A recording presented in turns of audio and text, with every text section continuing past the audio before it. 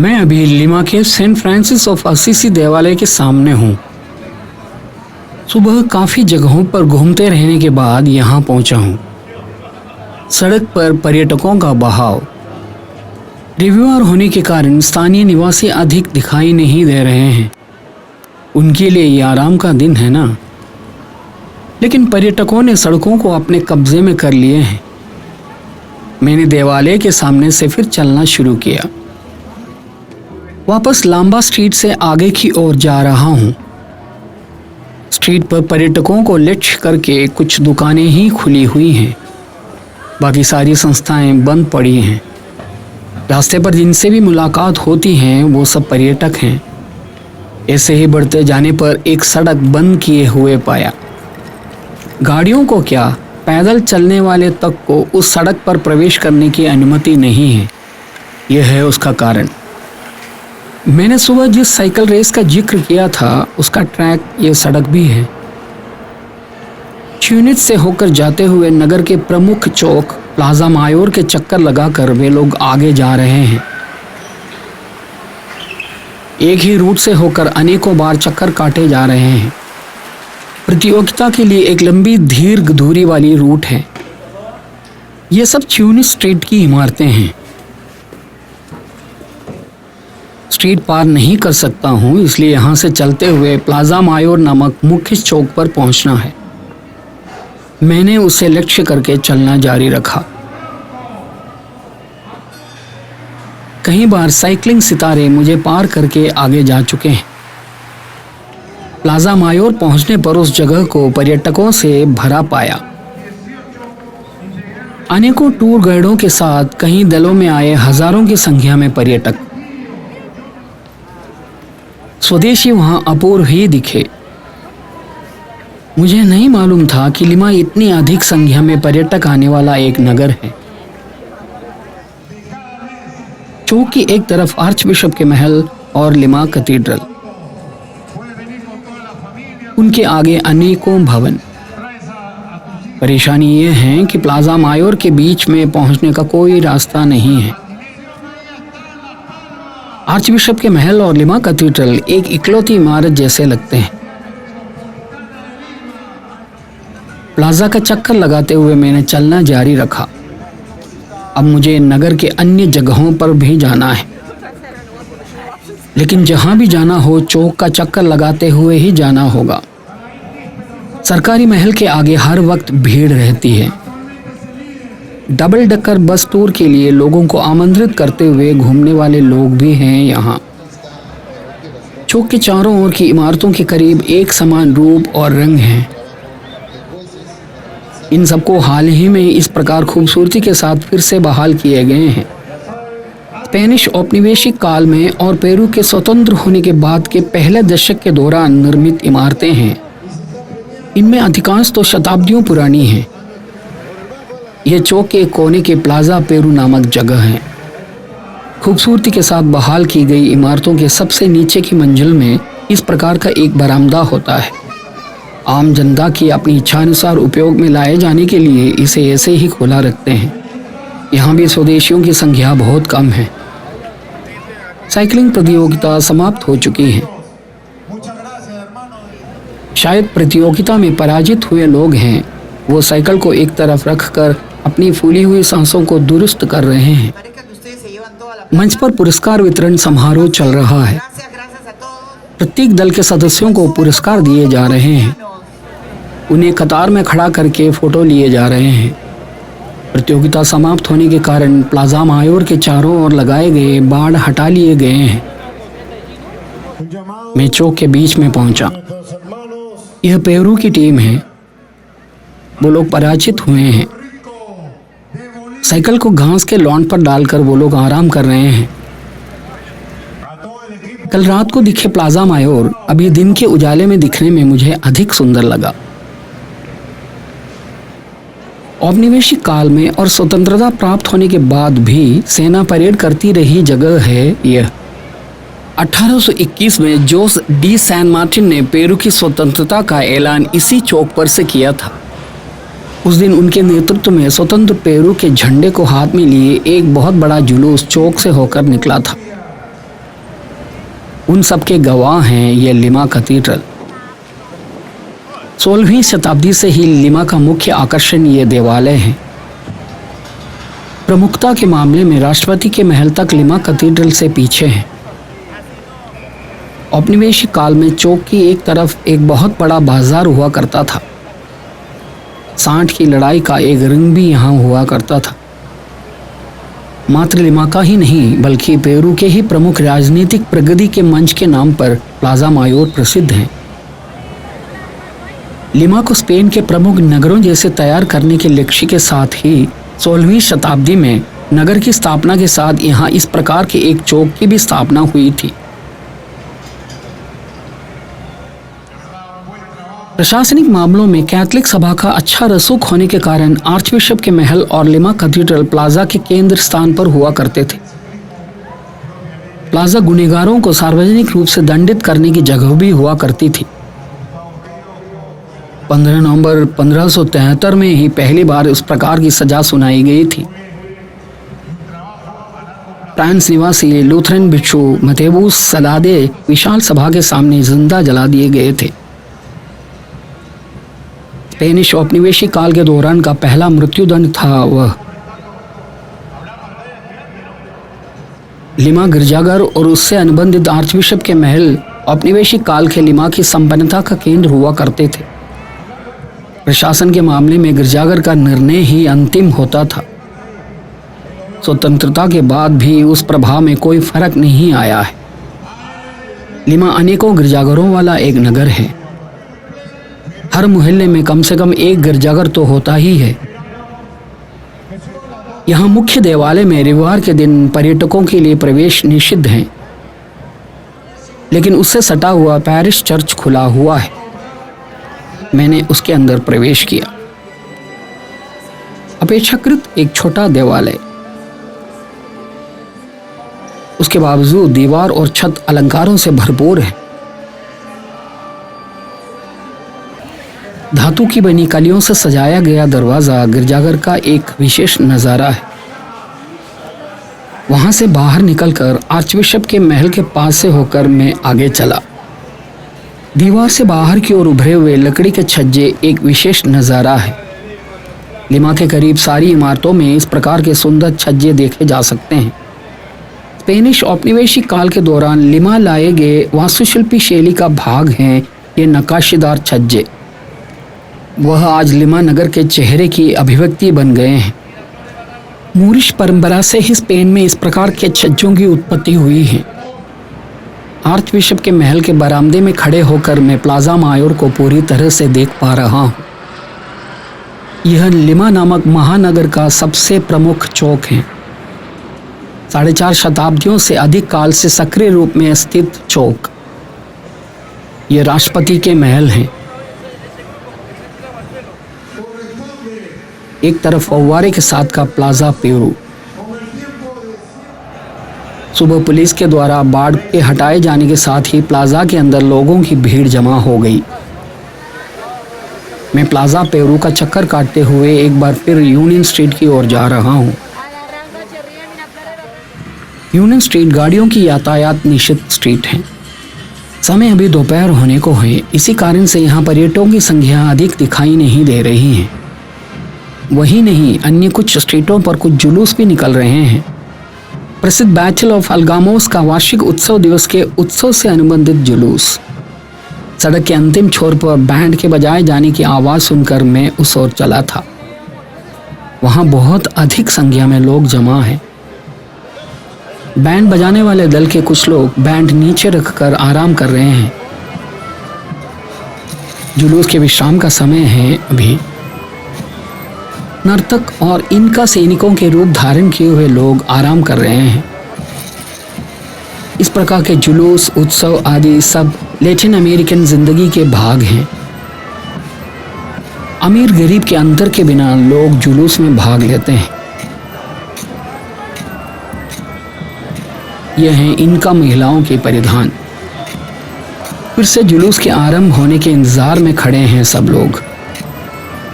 उत्सव कुछ भी हो, उसमें एक जुलूस तो इन लोगों के लिए अनिवार्य है। दर्शक में स्थानीय निवासी अधिक नहीं होंगे। वो लोग कोई ना कोई वेश धारण करके जुलूस के भाग बने हुए होंगे ना। वेशभूषा शानदार है। वेश धारण किए हुए कुछ लोग पसीने से तरबतर हो रहे हैं। उन लोगों ने सजावट के परिधान उतार कर नीचे रखे हैं। अंदर पहने हुए वस्त्र भी गीला होकर शरीर से चिपके हुए हैं। दोपहर की गर्मी में ऐसे कपड़ों को पहनकर चलना थोड़ा श्रमदायी है। कई पर्यटक नर्तकों के साथ खड़े होकर फोटो खिंचवा रहे हैं। लिमा जैसे लैटिन अमेरिकन नगरों में पहुंचने वाले पर्यटकों को आकर्षित करने का एक कारण इस तरह के जुलूस हैं। यूरोप के औपनिवेशिक लोगों की परंपरा और लैटिन अमेरिका के अलग अलग प्रदेशों की आदिवासी परंपरा के मिश्रण से ही इस प्रकार के नृत्य जुलूस आदि रूपीकृत हुए हैं। इसलिए पेरू के जुलूस से अलग होंगे ब्राजील के जुलूस। अर्जेंटीना और चिली में इस प्रकार की विभिन्नता साफ झलकती है। लगता है कि जुलूस फिर से आरंभ होने जा रहा है। नर्तकों ने फिर से वेश धारण करना शुरू कर दिए हैं। बैंड वालों के अलग अलग दल, नर्तकों के अलग अलग दल, महिलाओं के भी अलग दल हैं। उन लोगों के साथ खड़े रहकर फोटो खिंचवाने वाले लोग, ये सब अपूर्व नज़ारे होने की वजह से यूनियन स्ट्रीट पर खड़े हुए अलग अलग दलों के बीच से होकर कैमरे लिए मैं चलता रहा। अधिक से अधिक नज़ारों को कैमरे में कैद करना है।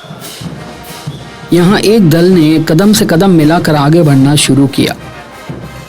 उनके कदम तालबद्ध हैं। साफ जाहिर है कि वे लोग इसके लिए निरंतर अभ्यास करते रहे हैं। सीटी बजाता हुआ एक बंदा सबसे आगे है। सबके हाथ में एक एक गुड़िया है। एक तरह का रैटल इंस्ट्रूमेंट है वह। उन्हें एक साथ घुमाते हुए वे लोग आवाज निकाल रहे हैं।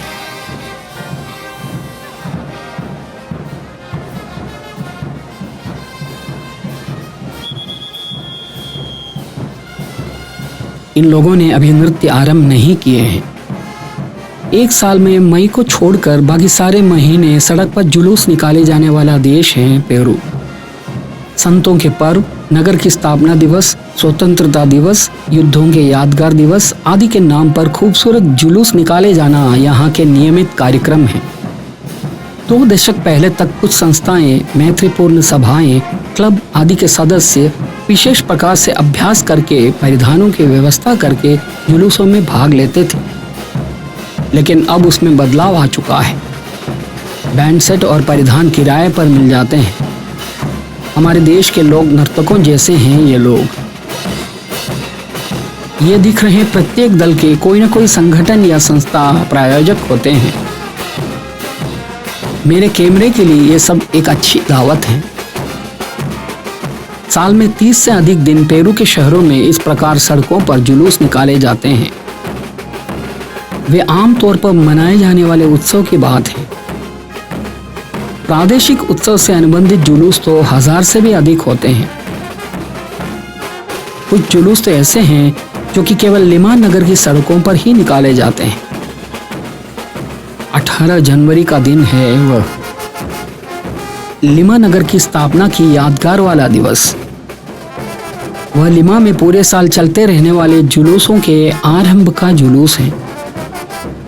फरवरी में पेरू के राष्ट्रीय पेय बिस्कोसोर के लिए समर्पित दिवस के उत्सव, जुलूस आदि राष्ट्रीय स्तर पर मनाए जाते हैं। पेरू का कार्निवल भी फरवरी में ही आयोजित होता है। देश के हर शहर में जुलूस निकालते हुए कार्निवल मनाए जाते हैं। मार्च में अंगूर के फसल की कटाई का उत्सव, जून में Saint Peter and Saint Paul's Day, अगस्त में सांता रोजा डे, अक्टूबर में ये चल रहे बैटल ऑफ अल्गामोस दिवस के उत्सव आदि के रूप में होते हैं सड़कों पर जुलूस निकाले जाने वाले उत्सव। अक्टूबर में ही लिमा की सड़कों को जन सैलाब बनाने वाला एक अन्य जुलूस भी निकाले जाते हैं। लॉर्ड ऑफ मर्किन डे से अनुबंधित हैं वह। किसी न किसी ऐतिहासिक कहानी या किंवदंती पर आधारित होते हैं इस प्रकार के सारे जुलूस। ये समुद्री युद्ध के वीर योद्धा एडमिरल मिगवेल ग्रावो के स्मरणार्थ आयोजित किया जाने वाला जुलूस है। बैटल ऑफ अटगामोस के वीर नायक हैं एडमिरल मिगवेल ग्रावो। जुलूस अब पूरे तौर पर आगे बढ़ने लगा है।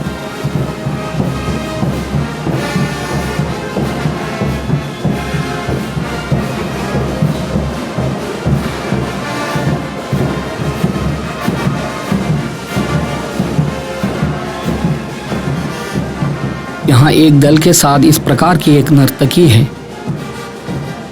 छोटी स्कर्ट पहनी हुई युवती, उसके नृत्य में मात्र इस प्रकार के कुछ कदमे ही होते हैं, उनको वह दोहराती रहती है।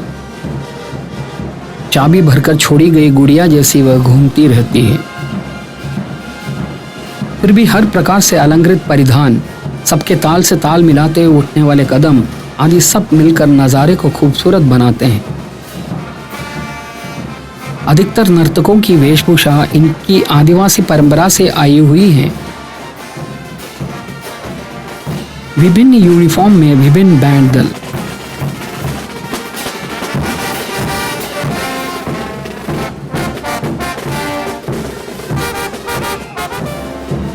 पुरुषों और स्त्रियों के नर्तक दल। लैटिन अमेरिका आए प्रत्येक अवसर पर मुझे इस प्रकार के कोई न कोई जुलूस देखने का अवसर मिला है। केवल पनामा में जुलूस देखने का अवसर नहीं मिला था। एक बार अर्जेंटीना पहुंचने पर एक अति विशाल जुलूस देखा था, लेकिन वह किसी उत्सव से अनुबंधित नहीं था। वह किसी के विरोध में निकाला गया जुलूस था। फिर भी उसमें भी बैंड सेट, नर्तक आदि थे। चाहे विरोध हो, धार्मिक उत्सव से संबंधित हो, क्रांति से संबंधित हो, जो भी हो, लैटिन अमेरिका के जुलूसों में बैंड सेट और खूबसूरत रंगीन परिधानों के साथ के नृत्य अवश्य होते हैं। संगीत और नृत्य इनकी साधारण जिंदगी के भाग हैं। मैं कैमरे के साथ बैंड वालों और नर्तकों के बीच से होकर चलता रहा। पेरू के कई उत्सवों के पीछे की दंत कथाएं मजेदार होती हैं। लॉर्ड ऑफ मिरेकल्स टेल लिमा में आयोजित विशाल जुलूसों में से एक है। उसके पीछे की कहानी कुछ इस प्रकार है। स्पेनिश औपनिवेशिक काल। अफ्रीका से लिमा पहुंचा एक गुलाम ईसाई धर्म विश्वासी बन गया। उसने नगर की किसी इमारत की दीवार पर कोयले से ईसा मसीह के चित्र बनाया। काले ईसा मसीह। कई लोगों ने उस चित्र को मिटाने की कोशिश की तो भी उसमें कामयाब नहीं हुए।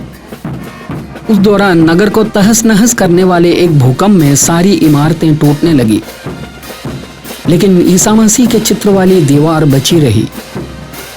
लॉर्ड ऑफ मिरेकल दिवस की यादगार स्वरूप उत्सव मनाने और बड़े जुलूस निकाले जाने का आधार लोगों को मुंहजबानी प्राप्त यह घटना है।